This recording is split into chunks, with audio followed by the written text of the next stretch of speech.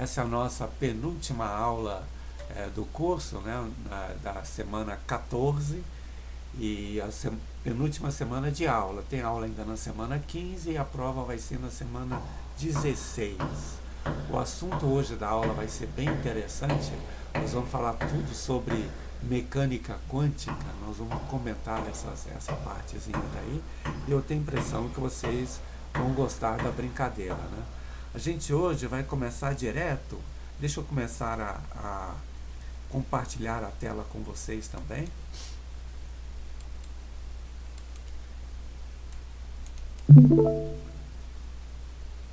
Pronto, eu acho que vocês estão vendo aí de um lado a lista e do outro, para variar, né, o Maxima, que nós vamos resolver essas questões aí.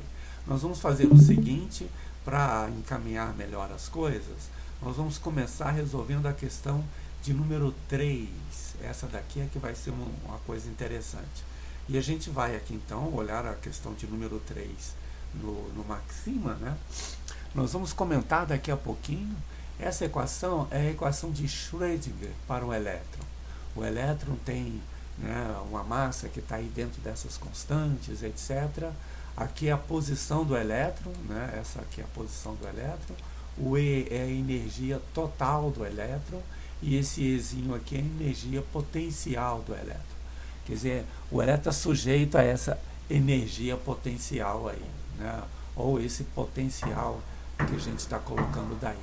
Okay? Então essas são as constantes. De fato, essas constantes envolvem, a gente vai ver daqui a pouquinho, a constante de Planck, outras coisas, a massa do elétron, etc. Né? Okay? E a gente vai estudar essa equação nessa situação. Olha, aqui está a energia do elétron, né? Aqui assim. Aqui tem a barreira de potencial do elétron, né? Uma barreira de potencial. Aí ele chega aqui nesse ponto, né, em que a energia total é igual a essa energia que está aqui, a energia do potencial, e você pergunta o que é que acontece com o elétron aí. Nós vamos ver o paralelo disso com a mecânica clássica, mas antes vamos resolver as coisas porque vai ficar mais interessante desse jeito. Então a primeira coisa é a seguinte, do jeito Professor, que... Oi, pois não. será que tem como você dar um pouco mais de contexto? Que energia é essa, cinética? Não, não. Perdão. A energia aqui é o seguinte. Essa aqui é a energia total do elétron. E esse que está aqui é uma coisa exterior. Ele não faz parte da energia. Ele é um potencial que ele está sujeito aqui. Por exemplo, se fosse na mecânica clássica, podia ser um potencial gravitacional, que seria ele ter que subir uma montanha, por exemplo. Esse aqui seria a ideia, né? Então isso aqui seria a altura da montanha no ponto X, né? Então isso daqui, Mas sim. nesse caso, que energias estão sendo consideradas na total? Não, É não. porque para mim, essa palavra energia eu não entendo, honestamente. Essa daqui é a energia total do elétron, mas essa energia que o elétron tem é a energia potencial mais a cinética dele, né? Ah, tá, mais a Mais cinética, a tá, cinética. entendi. Esse daqui tem as duas. E aqui não, aqui é uma barreira de potencial, né? Por exemplo, imagina que uma partícula vai subir uma montanha, né? E isso daqui é a altura da montanha no ponto X. A gente vai interpretar isso daqui a pouquinho, mas dá para a gente começar a fazer as coisas. Então, olha só, voltando lá no Maxima, do jeito que está, esse potencial pode ser qualquer coisa, ou pode ser, claro que é uma coisa que pode ser não necessariamente um polinômio. E a gente só sabe resolver esses problemas quando esses coeficientes são polinomiais. Então a gente vai usar aquele truque que nós usamos lá da vez passada de linearizar a equação, transformar essa numa equação linear. E aí a gente usa o polinômio de Maclaurin de ordem 1. De ordem 1 porque fica multiplicado por x, né? E a gente vai aproximar isso daqui. Então nós vamos estudar como é que o elétron se comporta perto do ponto da origem, né? Um pouquinho antes dele encontrar a barreira de potencial e um pouquinho depois dele encontrar essa barreira de potencial. O que acontece aqui nesse ponto? Esse aqui é o estudo que nós vamos fazer aqui. Então a primeira coisa é essa, né, aproximar, né, aproximar isso daqui pelo polinômio de Taylor dessa função.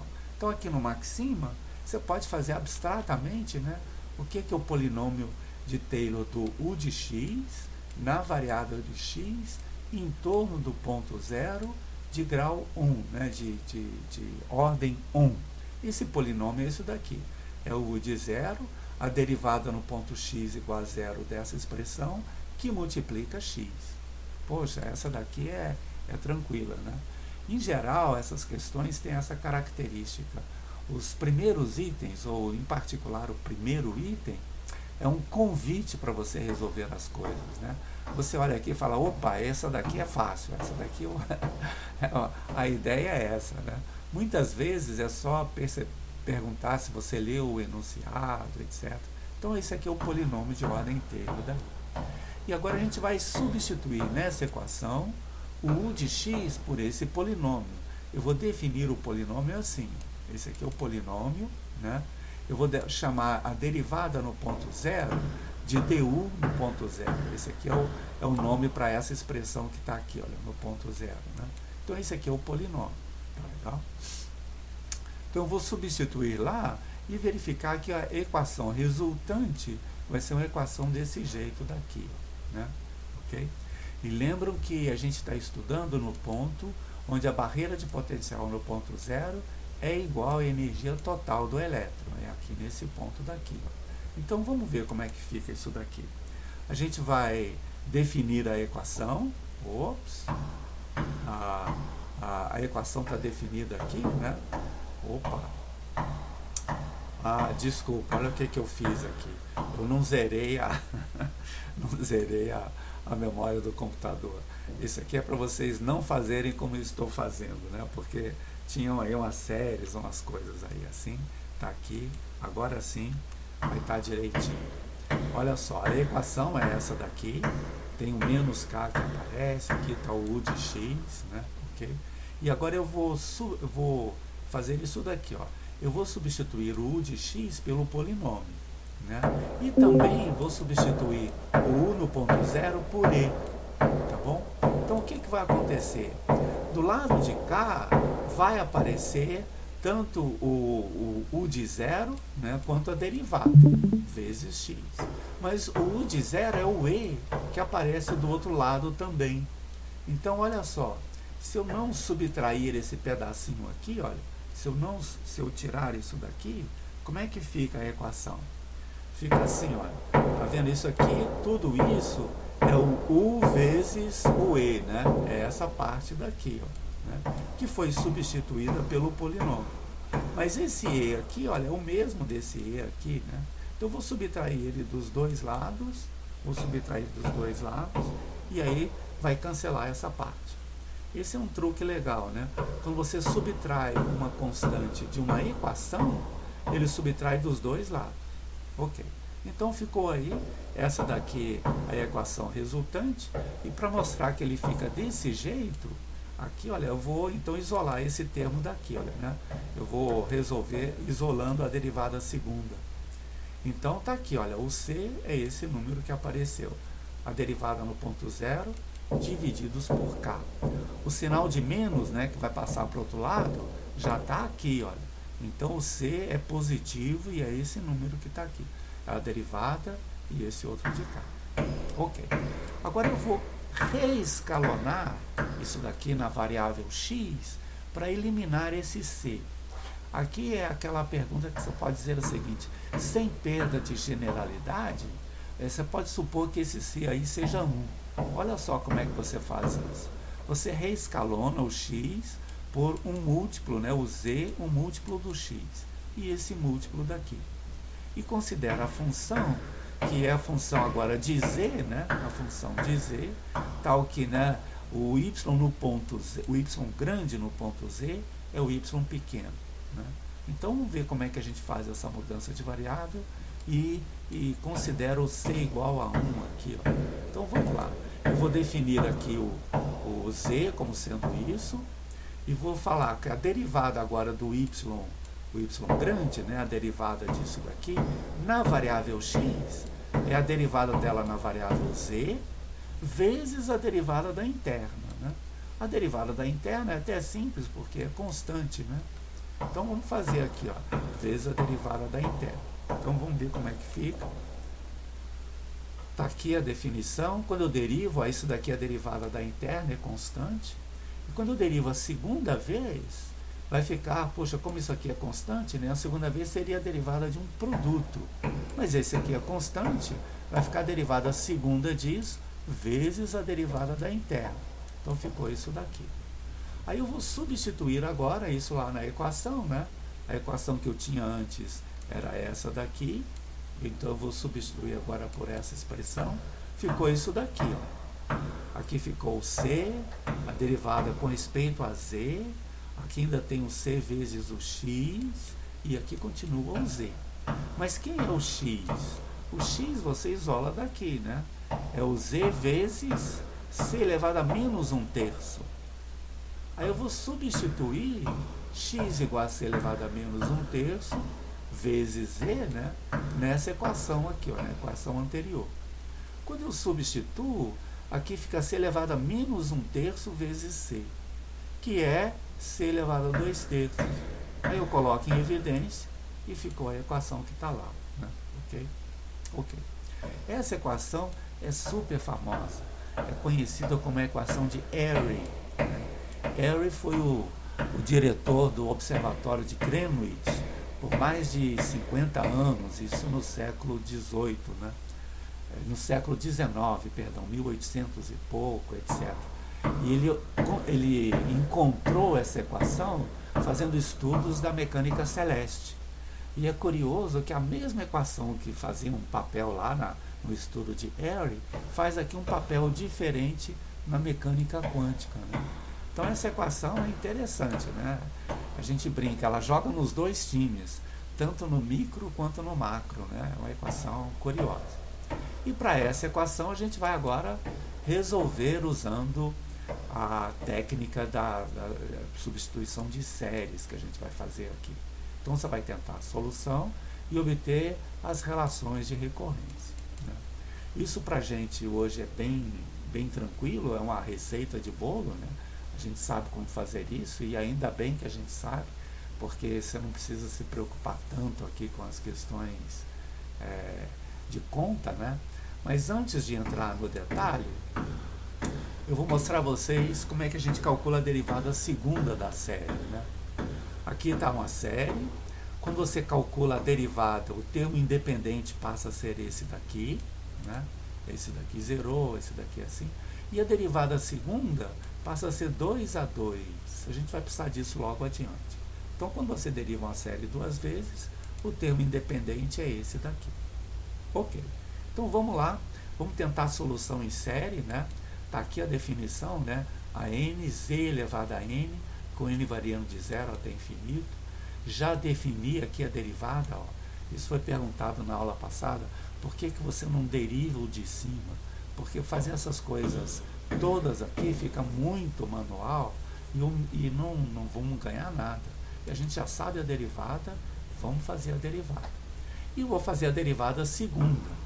Por uma questão de conveniência, vocês vão ver logo a seguir, eu já estou isolando o termo independente, como foi feito aqui. Né? Eu vou começar do n igual a 3 em diante, e vou deixar o A2 aqui, né? O A2 separado daqui.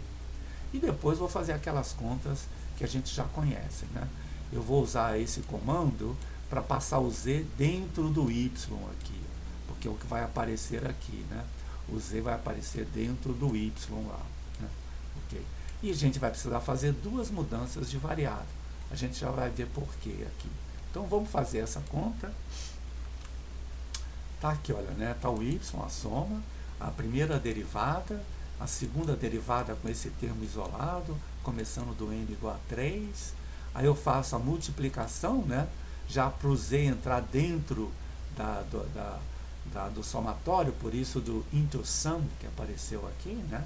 Okay? Agora eu vou fazer uma mudança de variável. Uma mudança de variável na função yc aqui, olha, né? Quer dizer, na função y. Então vou fazer isso daqui, ó. Vou fazer essa mudança de variável aqui, nessa função. Eu vou passar, né, nesse daqui, olha, né, z vezes y, né, nesse daqui anterior, com n mais 1 igual a k. Então, ao invés de começar, né, do n igual a 0, olha só, né, do n igual a 0, vai começar do k igual a 1. Né? É a mesma coisa, só que agora começa do k igual a 1. A gente vai precisar disso adiante. Veja que não mudou nada, né? Se o k é 1, aqui fica A0 e aqui fica, né, fica Z, né? É o A0, Z, mesma coisa, não muda nada. Ok. E vou fazer uma mudança de variável agora nessa outra daqui, ó. Aqui está começando com n igual a 3, né? Eu vou fazer para começar com n igual a 1, a mesma anterior que está aqui, porque eu quero somar essas duas. Então, vou fazer a mudança, n igual a k mais 2, né? Se n é 3, o k é 1, né? Aqui a nova variável, aqui a variável antiga do somatório, está aqui feita a mudança. Ok. Agora sim, eu vou fazer aquela brincadeira, né? Eu vou pegar essa daqui e subtrair dessa outra de cá. Porque essa é que é a minha equação que aparece do lado daqui, né? Ok? Então tá lá, né? Olha lá a diferença entre as duas, com todos aqueles comandos que a gente já conhece bastante, simplificação, etc. Vamos ver a série como é que vai dar. Veja que a série é exatamente o que a gente esperava, né? Vai aparecer esse daqui, porque tem isso daqui, né? Com o sinal de menos, né? Tá aqui, ó, com o sinal de menos. E vai aparecer esse que está aqui dentro com o sinal de mais. É a mesma coisa, né? Tudo isso com o z em evidência, olha só. Isso aqui é importante, né? Tudo isso é o coeficiente de z. E o termo que estava lá separado, continua separado. Então, esse aqui é o k igual a 0. E aqui de frente continua o k igual a 1. Aí eu faço aquela brincadeira, né? Esse daqui é o primeiro termo da série, parte 1. Tá vendo? Esse daqui. E agora, eu vou pegar o que está só aqui dentro, ó, sem o z, né? Então, vai ser da série a parte 2 é tudo isso. A parte 2, 1, é o que está aqui dentro, incluindo o z elevado a k. E a parte 2, 1, que é o final, é só essa daqui de dentro mesmo. Essa daqui é essa parte que está aí, tá certo? Então, vou definir os BKs como sendo isso, essa expressão que está aqui. Né? E o K vale de 1 em diante, né? No fundo, B0 é esse daqui, olha, né? Esse daqui. E por último, eu vou isolar o AK mais 2, eu estou isolando, né? Com o BK variando aqui. Uau, estão aqui as relações de recorrência. Tá aí obtido essa coisa, né? Talvez isso na mão fosse até mais fácil do que aqui, né? Mas aqui a gente tem certeza que não errou nada, né? Tá, pelo menos isso. Ok. Agora, essas relações de recorrência são diferentes daquelas que a gente conheceu antes. Porque, olha só, aqui está o K menos 1 e aqui está o K mais 2. A distância entre eles é 3. Uma distância bem né? Por exemplo, se o K for 1, esse daqui é o A0. E o A0 vai determinar o A3. Então, o A0 determina o A3. Se o K for 2, isso aqui é 1, é o A1. O A1 vai determinar o A4. Poxa, é diferente, né? E aqui, se o K for 3, aqui eu fico com o A2. O A2 vai determinar o A5. E lembra que o A2 tem que ser 0, né? Porque é o termo independente, todos os coeficientes têm que ser 0. Então, o A2 determina o A5 e o A5 tem que ser 0. Depois vocês vão ver que o A8 é 0. Todos os múltiplos de 3 vão ser 0. Tá bom? Então, essa é uma relação bem diferente. É o que vai aparecer aqui no último item. Né? Escrever a solução dessa forma daqui. Né? Dessa forma, com os termos assim. Então, isso também a gente já conhece. A gente vai fazer os BKs iguais a zero, né? Tá aqui, olha, esse daqui é o com K igual a 1, né? O BK, tá vendo? Com K igual a 1 fica aqui o A0, tá aqui o A0. E aqui fica o outro, que é o A3, né? Aqui está o A0 e aqui está o A3, com o K igual a 1. E assim por diante, igual a 0, etc. Você vê que então que o A0 aparece aqui, depois o A1 aparece de cá, depois o A2 aqui com o A5, sempre 3 entre eles, né? 0, 3, 1, 4, 2, 5, né? Aqui 3, 6, né? 4, 7 e 5, Professor, 8. Oi, pois não. você pode subir um pouquinho, Maximo, por favor? Subir? Assim? É, Assim? isso. Pois não. A equação que a gente está lidando, ela é não homogênea, certo? Não, ela é homogênea. Ela é homogênea? Tipo, e aí então ficou uma dúvida. É igual a zero aqui, ó. Tá vendo? Aqui vale o princípio da superposição, todas aquelas coisas. O A2, então, ele tem que ser zero, Tem correto? que ser zero. O A2 tem que ser zero. Isso. Ok. Tá vendo aqui, olha. Para tudo ser, tudo aqui ser zero, né?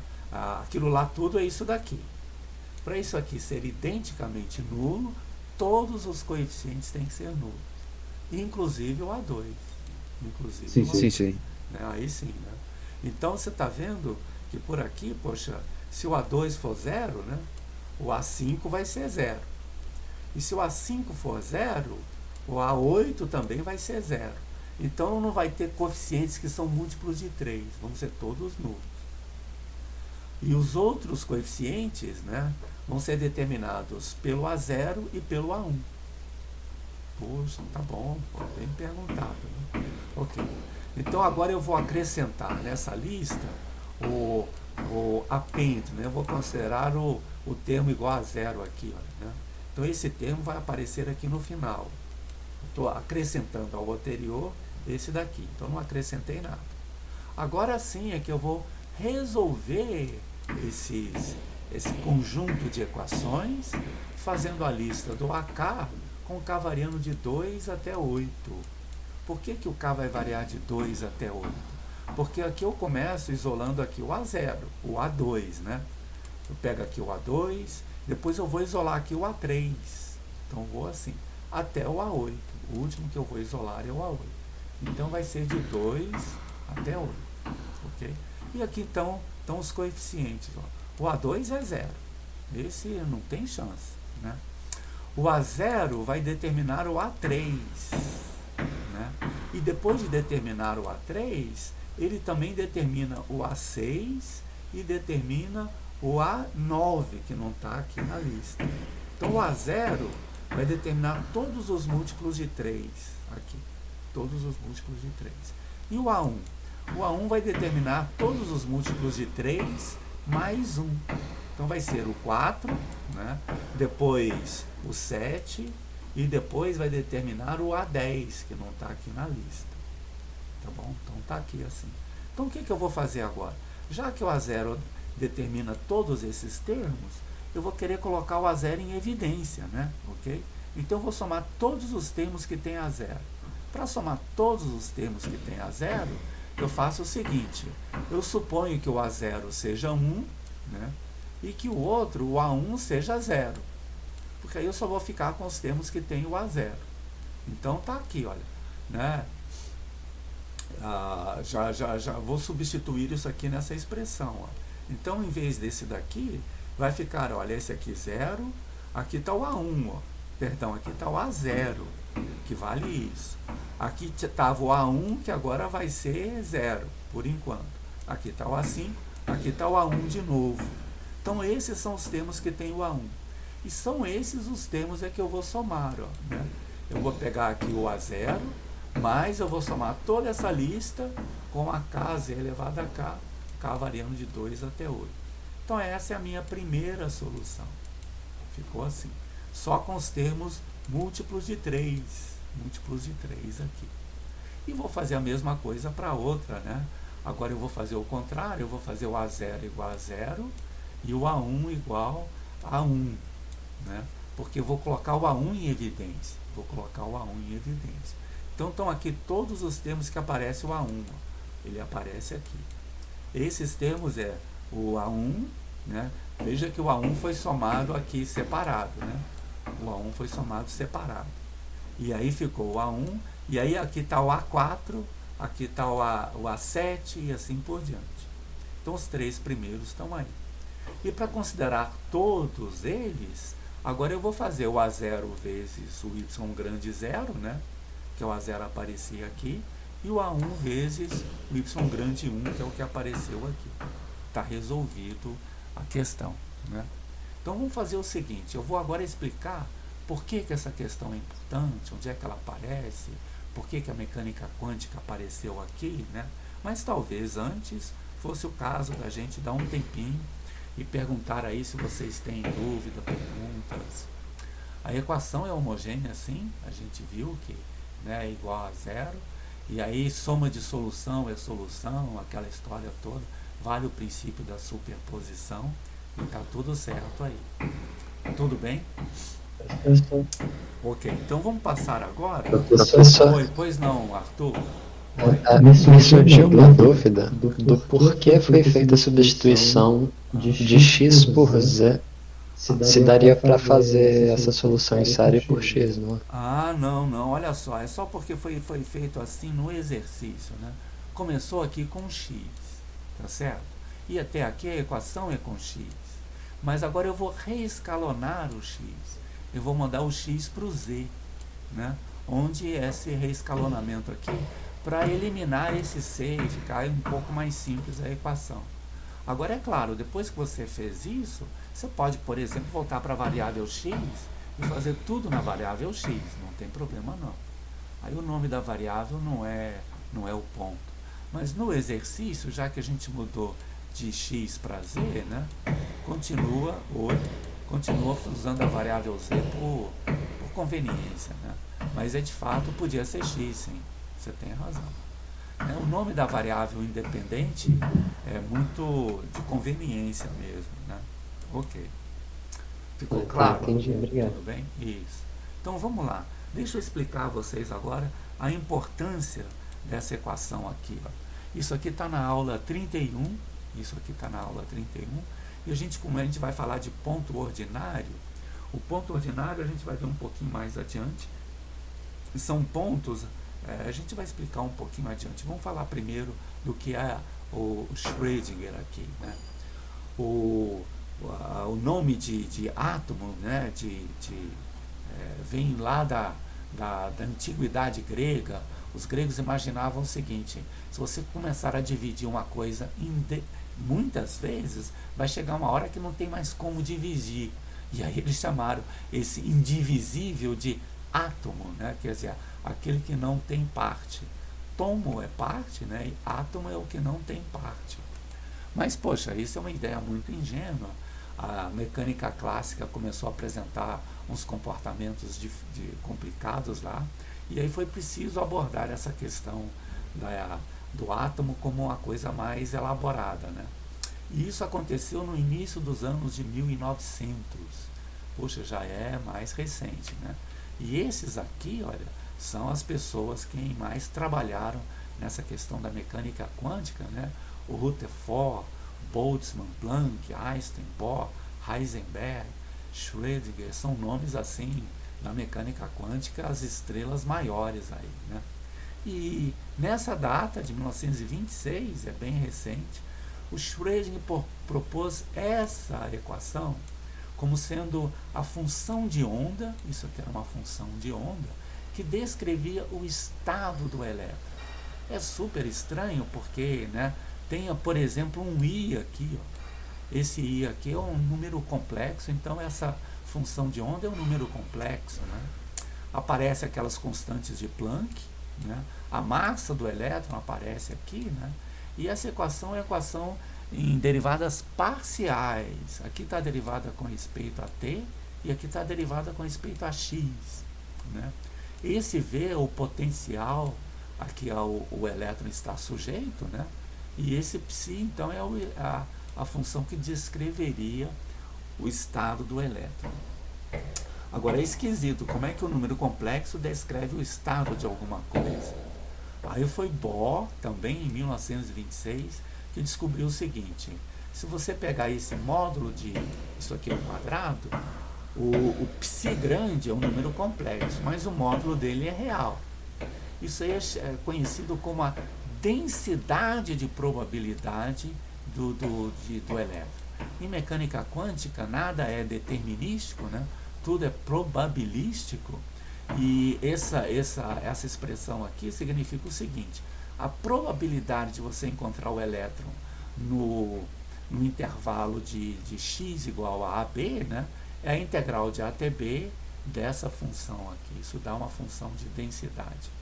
Por exemplo, você vai normalizar, né, a integral de menos infinito a infinito, que seria a probabilidade de você encontrar o elétron em qualquer parte da reta, né, isso teria que dar 1. Você tem que normalizar isso daí para isso daí dar 1. Mas em qualquer parte dá isso daí, esse pontinho. Okay? Essa é uma equação difícil, não é tranquila de ser resolvida, mas em alguns casos, por exemplo, se o potencial é independente do tempo, aí você pode usar a técnica conhecida como separação de variáveis. Essa técnica já foi abordada antes, lá na equação da corda vibrante e da membrana vibrante, né? E pode ser imaginada da seguinte maneira: olha, eu vou tentar a solução de psi grande como sendo psi pequeno vezes φ. Esse é o psi e esse é o φ. Então, estou isolando a dependência no tempo da dependência da posição, né? Então, eu vou substituir isso aqui nessa equação aqui de cima. Então, olha só, quando eu derivar esse produto com respeito a t, o psi é constante, fica só essa derivada de cá. É o que está aqui, ó, e o psi sai. Da mesma forma aqui, né? Se aqui eu derivar com respeito a x duas vezes, essa expressão, o t é constante, ele sai e fica só a derivada com respeito a x. E esse daqui sai. Aqui fica o psi de x e aqui está o produto, né? A grande mágica dessa, né, chama honorável método de separação de variáveis, porque ele é honorável, com certeza é um método assim fantástico, ele resolve coisas incríveis, né? O chique dessa história é o seguinte: se agora eu dividir esse produto tudo por esse né, toda a equação por esse produto, aqui se eu dividir por esse produto, o psi cancela com psi e fica só na variável t. Fica só na variável t. E do lado de cá também, se eu dividir pelo produto, olha, ele apareceu aqui, eu estou dividindo pelo produto, só fica embaixo isso daqui, e do lado de cá só tem a variável x. Uau! Então as variáveis ficaram separadas. Essa é uma técnica super importante que a gente vê aí, né? E o que você conclui disso? Conclui o seguinte: esse lado de cá, que em princípio dependeria do x, não pode depender do x. Porque se eu mudar o valor de x, né, esse lado continua igual a esse que não mudou. Então esse lado de cá também não muda. Uau! Estão percebendo? Puxa, isso aqui não pode mudar com o x. Por quê? Porque ele é igual a esse número que não muda com o x, né? Da mesma forma, esse lado aqui é constante também. Porque se eu mexer com o t, ele continua igual a esse e esse aqui não mexeu. Então, esse é igual a esse daqui. Essas duas coisas são iguais e é o que a gente chama de constante de separação de variáveis. Então eu vou igualar esse termo aqui a constante e esse também a constante. Vou passar o φ multiplicando, né? E vou ter essa equação na variável t. E aqui também eu vou passar o psi multiplicando, eu vou ter essa equação na variável x. Uau! E essa equação na variável x foi exatamente aquela equação que a gente estudou aqui, né? Essa daqui, olha, se vocês olharem essa equação que a gente tinha estudado, é exatamente essa, com a nomenclatura mudada, né? Por exemplo, aqui o K envolve a constante de Planck, 2m, etc., né? Que não aparecia lá no outro. Aqui a gente fez só o Kzinho pequeno aqui, né? Aqui está o potencial, e aqui está a energia do elétron. Né? Então, é essa equação. Essa equação, então, é que a gente estudou. Né? E por que ela é interessante? O que ela tem de bom? Olha só a brincadeira que a gente vai fazer aqui, um paralelo com a mecânica clássica. Considere esse trenzinho aqui, né, de montanha-russa. Né? Se ele tiver uma energia cinética grande, ele desceu e vence a barreira de potencial. Ele passa a barreira do outro lado. Agora, se ele tiver energia cinética pequena, ele começa a subir a montanha, chega aqui no meio, olha, em que a energia cinética é zero, né? As duas energias potenciais são iguais, e aí a barreira reflete o trenzinho que volta. Né? Então, se a energia do trenzinho for menor do que a barreira de potencial, ele chega lá em cima e volta. Agora, olha o caso paralelo do elétron. Vamos supor que o elétron venha lá de menos infinito, né, com uma energia E, né, aí chega aqui, olha, né, a energia é igual à energia da barreira de potencial aqui. A barreira de potencial. Na mecânica clássica, esse elétron seria refletido. Ele voltaria para o lado de cá. Mas na mecânica quântica isso é fantástico. Pode ser que ele passe do lado de cá. E aí é que está o tunelamento, que chama. Ele passa por um túnel. É como se aqui, né, o trenzinho viesse daqui, chegasse aqui com energia pequena, abrisse um túnel e passasse para o outro lado, saltando a barreira de potencial aqui. Né? Isso é estranho, mas a mecânica quântica é estranha, né? Então é isso que a gente vai estudar. Ó. A gente vai estudar a equação de Schrödinger, que é essa equação daqui, no caso em que o potencial, né, a energia total, o potencial no ponto zero é igual à energia total da partícula aqui, nesse caso daqui. E que a derivada aqui é positiva, ele vai subir, a energia potencial está aumentando aqui. Ó, né? Okay. Aí você vai fazer aquela simplificação, aqui, aquilo que a gente fez na questão está aqui. Ó. Pega o polinômio de ordem 1, substitui na equação, chega nessa equação daqui. Aqui você faz aquela reescalonamento na variável x para chegar nessa função daqui, né? Que é a equação de Airy, aqui, né? Ele descobriu essa equação, o Airy, em 1845, num contexto bem diferente da mecânica quântica. Né? E está aqui a brincadeira, está tudo aqui feito, aquelas contas que nós fizemos lá no Maxima, estão todas aqui, a gente inclui essa solução. Aqui está o A0 e aqui está o A1. Essa aqui são todos os múltiplos de 3, e aqui são os múltiplos de 3 mais 1. Né? É 1, 4, 7, 10, etc. Agora, qual é o ponto dessa questão?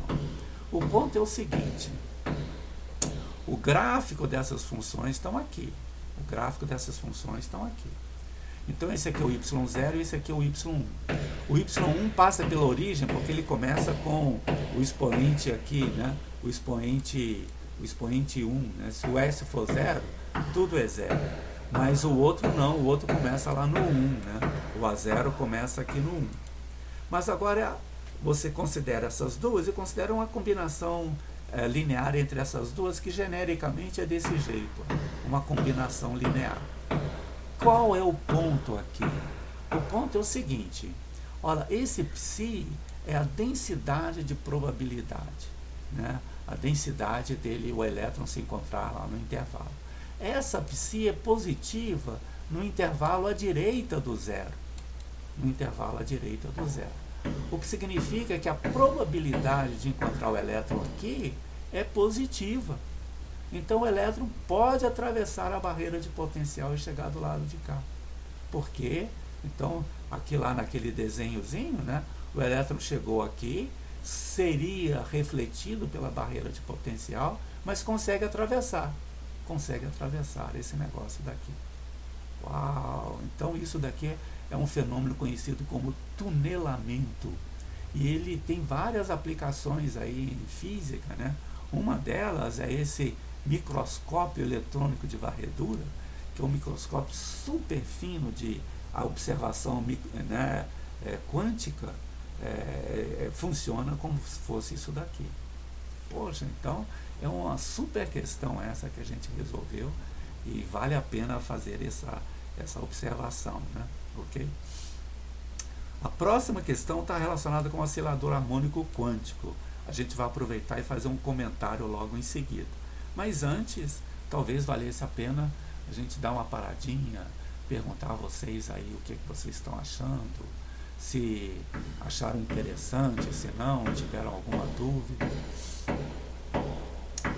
Tá tudo certo? Bem interessante isso. Gostou aí? O Adriano é que faz física, né, Adriano? Isso mesmo. Poxa, aí ó, essa daí foi feita de encomenda. No dia que você for estudar mecânica quântica, você volta lá no curso e já está com né? Eu acho isso importante, sabe? E, os livros em geral digam o seguinte: olha, resolva a equação de Airy, tá aqui. Aí você resolve, bom, e aí? O que isso te dá de ganho de aprendizagem, né? Muito pouco, né? Então, se você, poxa, vê essa equação, tem um contexto, você vê, poxa, isso está relacionado com a mecânica celeste, mas com a mecânica quântica também, ela significa tunelamento, poxa, dá outro significado ao aprendizado, né? Tá bom.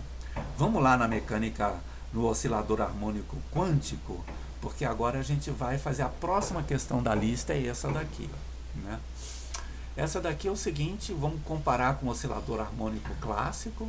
Esse daqui a gente estudou, eu acho que foi o que a gente mais estudou ao longo do curso, lá nos módulos 1 e 2, né? Ele está sujeito a uma força restauradora de menos K vezes X, né? Onde cai a constante da mola, e ele é colocado em movimento a partir da posição 0 e do x' igual a 0. Aí tem o superamortecimento, amortecimento crítico, né, subamortecimento, aquelas situações todas. Nesse contexto, se você olhar para qual é o trabalho realizado por essa força restauradora, o trabalho é a integral da força vezes o deslocamento. O deslocamento, né, é a derivada da velocidade vezes dt, isso aqui é o espaço infinitesimal, multiplica pela força, integra, isso é o trabalho realizado pela força. E a energia potencial é sempre isso, é menos o trabalho. Então, nesse caso clássico, a energia potencial é essa daqui, ó, né, meio de K vezes x ao quadrado. Então, a gente vai fazer o seguinte, a gente vai voltar lá naquela equação de Schrödinger que a gente tinha visto lá do início, né? Essa equação aqui, olha, né? E considerar o caso em que V de x é do oscilador harmônico, a força restauradora, etc. Então é isso que a gente vai estudar agora. Então a gente vai agora, então, aqui está a equação de Schrödinger, aqui está aquele potencial que está lá, né? Isso aqui modela, por exemplo, o átomo de hidrogênio. Você tem um núcleo e um elétron orbitando em torno do núcleo do átomo de hidrogênio, né? Ok. Então ela está lá na origem, etc. Aqui está a energia do elétron, aqui está a força restauradora, né? A energia potencial que está lá. Agora, ele vai orbitar em torno do núcleo, mas não vai fugir disso daqui. E para a gente dizer que ele não foge disso, fazendo isso daqui, ó, supondo que no infinito, a densidade de probabilidade é 0. Então ele não vai escapar para mais infinito. Essa aqui é a ideia. E essa aqui vai ser super importante a gente fazer essa brincadeira daqui. Então, poxa, essas soluções são ditas soluções admissíveis, porque são soluções disso que tendem a 0 no infinito. Estas sim descrevem, né, o estado do elétron lá naquele ponto. Aí você vai simplificar essa equação um pouquinho. Tem uma série de detalhes, você vai chamar de ρ essa constante daqui, o C você vai chamar disso daqui, vai fazer um rescalonamento na variável x para a variável s.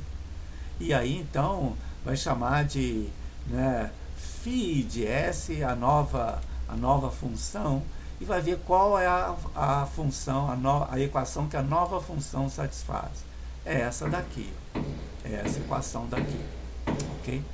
Então essa daqui é a mesma equação de Schrödinger, no caso particular em que você está no oscilador harmônico quântico, né? E está lembrando aqui, isso aqui é importante, né?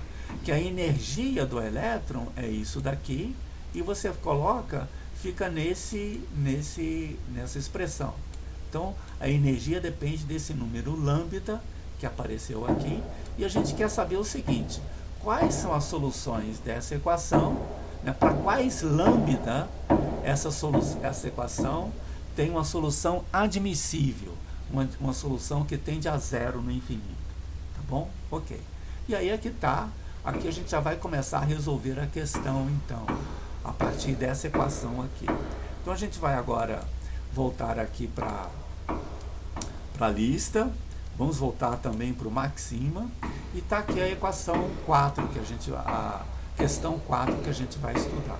Essa é exatamente aquela equação, a gente mudou de S para X, né, a variável, isso aí é conveniente, né?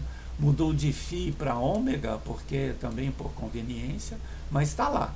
Essa daqui é a equação do oscilador harmônico quântico, né? Ok. Então as soluções admissíveis são aquelas que no infinito dão zero, tá bom? É essa daqui, né? E a energia, de fato, é um múltiplo disso daqui, né? Mas vamos supor a energia é esse valor aí, 2 lambda mais 1, tá bom? Aí a gente vai simplificar mais uma vez essa equação e vai reescalonar não na variável x, mas no eixo y, né? Então a gente vai reescalonar fazendo isso daqui, fazendo essa mudança daqui.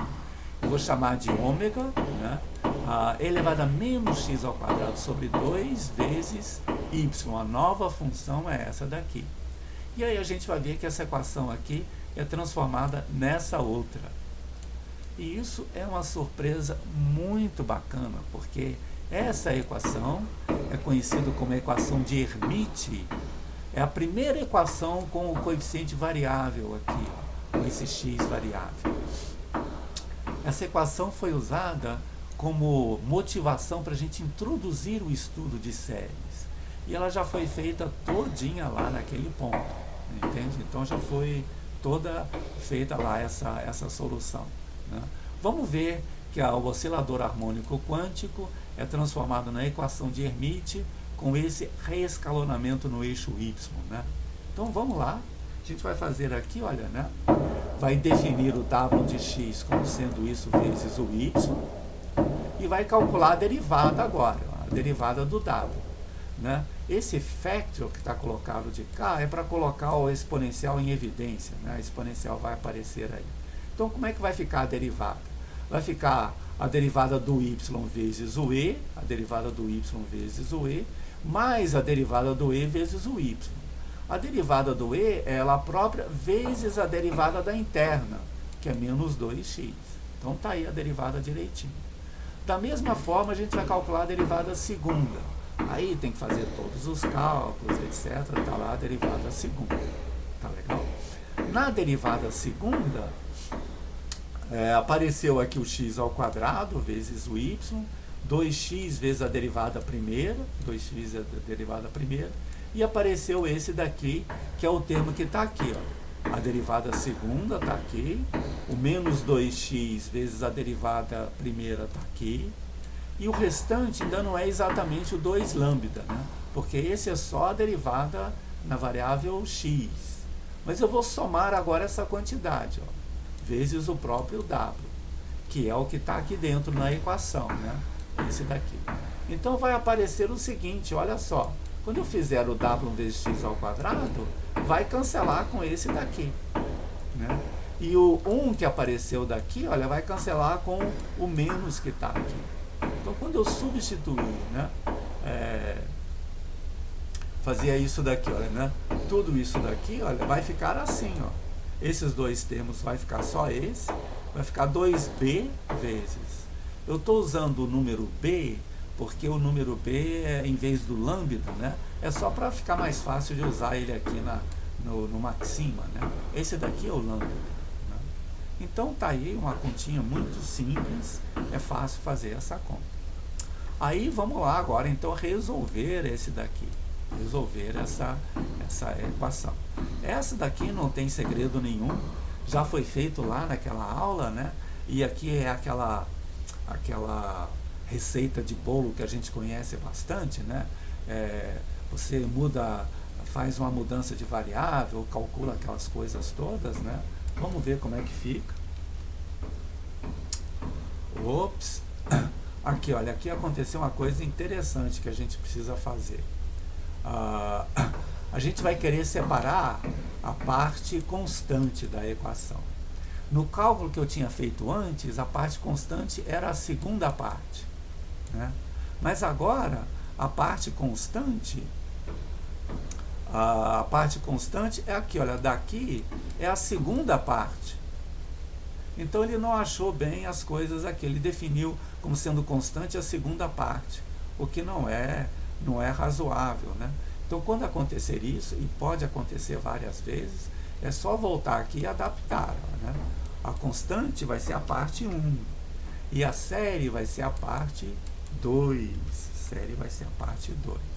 Então agora tudo vai funcionar direitinho. Aqui está o y, aqui está a primeira derivada, a segunda derivada, aqui está a segunda derivada transladada para o ponto 0, né, em vez do 2. Eu chamei isso tudo aqui de k, né? E aqui está a série, ó, a série começa aqui e vem para baixo. Tudo isso é a série. Então, a constante agora é a primeira parte da série, né? E da segunda parte eu vou pegar aquele pedacinho todo, né? Da segunda parte eu vou pegar o 1 e o 1, né? Aquilo a gente já viu como é que isso funciona.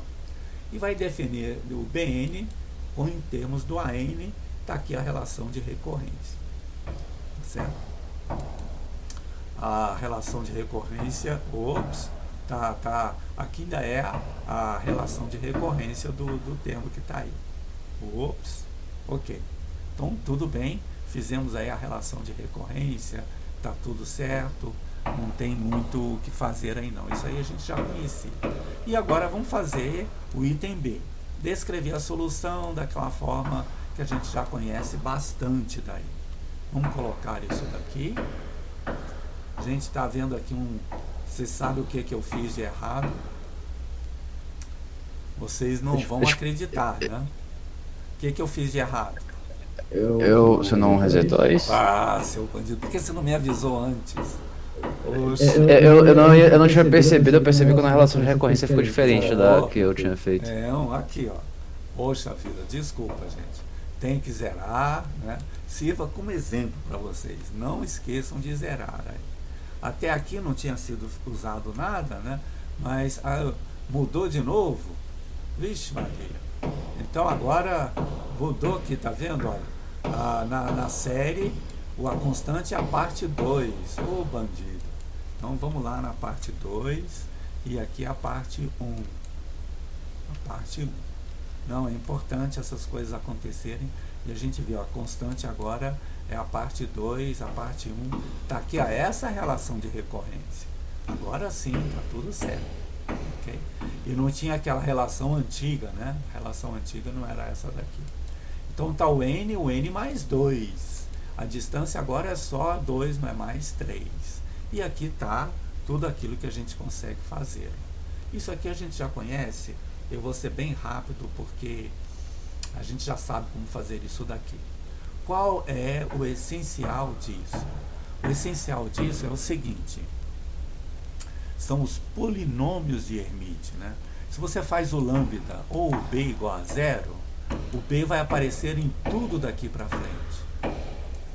E aí, se você faz o b igual a 0, vai ter um polinômio de grau 0, que é o polinômio 1.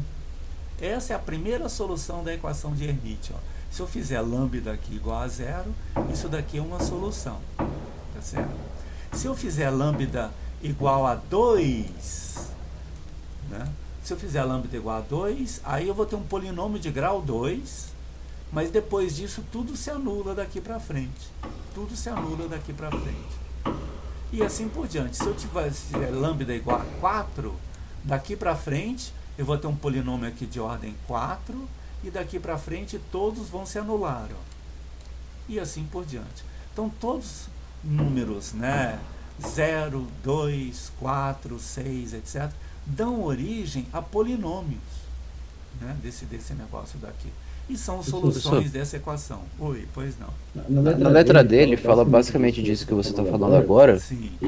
Só que eu fiquei com uma dúvida, porque na letra D ele fala tipo que se o lambda é o inteiro não negativo e tal, então uma das funções é uma solução admissível. Tipo, eu não entendi por que uma das funções, assim, o que faz a outra ser excluída, sei lá. Não, olha só.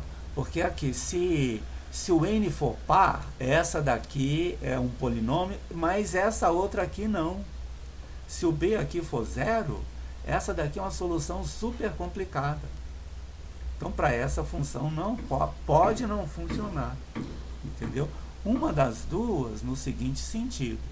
Ou o n é par e funciona para essa daqui e não funciona para essa, ou o n é ímpar e aí vai funcionar para essa e não vai funcionar para outra.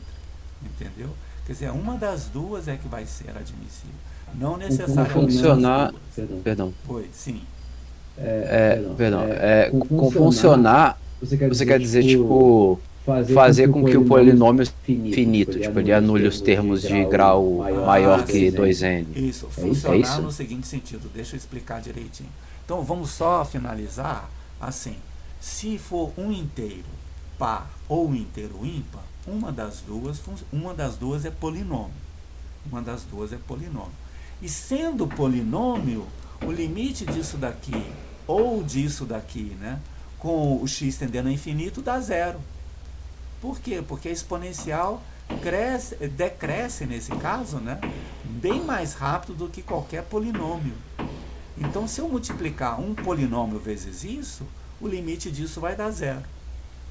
Ah, tá legal essa ideia? Então, são duas cobranças aqui. Uma, vocês perceberem que se for um inteiro par ou ímpar, uma é polinomial ou a outra é polinomial. E sendo polinomial, essa expressão aqui dá 0. Agora acho que ficou claro, né? A ideia é que um polinômio que tem grau, assim, tipo, infinito, entre aspas, que ele vai até... Não é como se o limite tendendo ao infinito dele, vezes a exponencial, fosse muito bem definido, é isso? Não. É o seguinte. Pega um polinômio de qualquer grau, mas um grau finito. Um grau assim. Multiplica por essa exponencial aqui. E faz o esse com x tendendo a 0. Esse limite dá 0. Isso é para o caso. Esse polinômio de grau finito é justamente o polinômio em que o lambda funciona. Ou seja, tipo, no caso do polinômio y0, o par. Agora eu estou falando do ímpar. O ímpar, ele não serve como solução porque o grau dele não é finito. Não. No ímpar, você vai para o y1. Isso. Aí para o y1 funciona. Não vai funcionar para essa. Mas vai funcionar para o y1. Então, eu estou querendo dizer, tipo, supondo lambda par, fixa lambda como par, y0 se torna uma solução de grau, que é um polinômio de grau finito, certo? Perfeito. Por outro lado, y1 não tem grau finito. Não tem grau finito. Isso. Y1 não é uma solução válida justamente porque o limite de x tendendo ao infinito deste polinômio de grau infinito vezes uma exponencial não é definido, é isso? Exatamente. Você já está no item E aí. Né? Ok. Exatamente isso, né? Se você pegar um número par aqui no y1 e fizer esse limite, não dá 0. Olha só. Esse é um ponto importante, né? Então, mas aqui, se um ou outro funciona, tá bom. Tá bom? Agora, a observação é essa. Pode-se mostrar que as únicas soluções admissíveis são essas que se obteve aqui. Nas outras não são admissíveis, no sentido que o limite não dá 0. Né? Ora, se as únicas admissíveis são essas, quais são os únicos valores de lambda para os quais eu tenho solução admissível dessa equação. Ora, os únicos valores de lambda são aqueles para os quais as séries viram polinômio. É o 0, 1, 2, 3, etc, etc. Então, olha só, a energia do elétron não pode ser qualquer coisa. A energia do elétron tem que ser desse jeito e o lambda tem que ser um inteiro não negativo. Então, a energia do elétron ou é 1, né? Ou é 3, ou é 5, ou é 7, mas nunca vai ser 7,2. Não existe isso. E aí o que você conclui? Que a energia do elétron é quantizada. Uau! Essa questão dá nome à mecânica quântica. Ela está dizendo, olha, o elétron em torno lá do núcleo, a energia dele não é contínua. É uma energia discreta, uma energia quantizada. Puxa vida! Então, essa questão é uma super questão, né? Okay? E ela está toda resolvida lá também, né? Na aula do Hermite, todas aquelas mudanças estão aqui, os limites das coisas, né, de serem admissíveis, vai ser assim, e aí então vocês podem estudar isso tudo aí direitinho. Inclusive tem uma justificativa de que se não for inteiro, não dá certo. Tá aqui a justificativa desse negócio daí. Tá bom? Poxa, eu acho que valeu a pena, foi uma aula interessante aí para a gente ver as ligações dessas equações com a física quântica, né?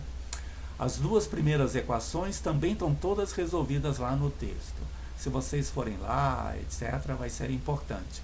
E essa equação de Euler é que vai ser importante para as próximas listas.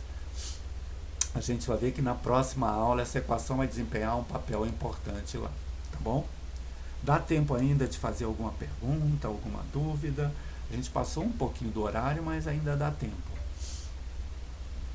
Tudo bem? Ok, tudo certo. Então tudo certo, vamos lá. A quinta-feira não tem aula, né? Quinta-feira é o 21 de abril, né? Nossa próxima aula já é a semana que vem, com a última aula do curso, tá bom? Valeu, gente. Um abração para vocês. Muito obrigado aí pela presença e até a próxima aula. Até logo. Valeu, professor. Até a próxima aula. Valeu, professor. Abração. Um abração. Tchau, gente.